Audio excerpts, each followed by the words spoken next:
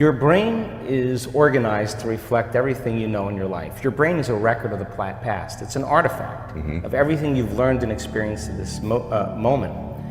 The feelings and emotions are the end product of past experiences, and we can remember experiences better because we remember how they feel. So most people wake up in the morning and they start remembering all their problems, and those problems are connected to certain people and certain things at certain times and places. The moment they start thinking about those problems, they're thinking in the past. Those problems have an emotion associated with them, and the moment they start feeling those emotions, the body, as the unconscious mind, doesn't know the difference between an experience that's creating an emotion and the emotion the person's fabricating by thought alone. Now, thoughts are the language of the brain, and feelings are the language of the body.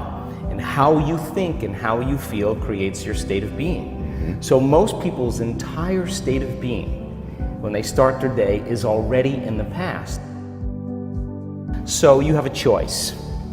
The choice is you're either defined by a vision of the future or you're defined by the memories of the past. And when you decide to say, okay, I'm going to change, and you decide one thing, I'm not going to eat this food, I'm going to wake up earlier, I'm going to do something aerobic, I'm not going to have sugar after 6 o'clock, whatever it is, whatever choice a person makes.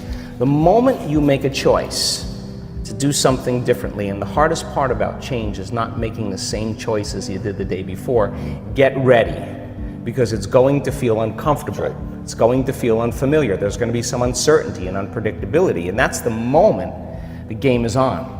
So then most people, their body has been conditioned emotionally to be the mind.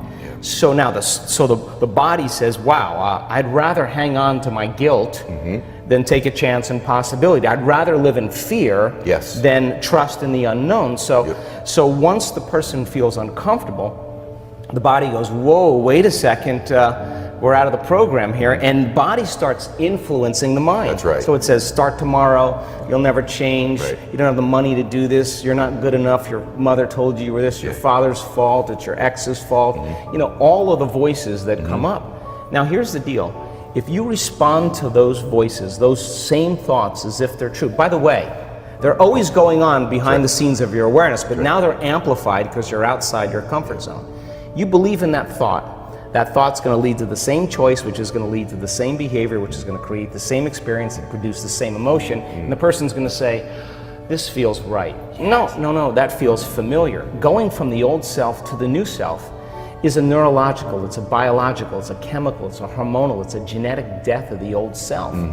And people will say to me, in that void, in that unknown, I can't predict my future. And I'll say to them, the best way to predict your future is to create it.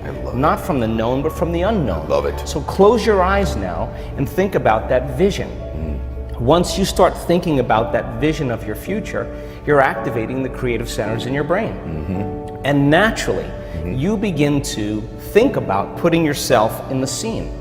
And the act of doing that, when you're truly passionate and truly present, the moment you're defined by that vision, when the thought in your mind becomes the experience, you begin to feel the emotion of the event before it's made manifest. Now, you're giving your body a sampling, a taste of the future.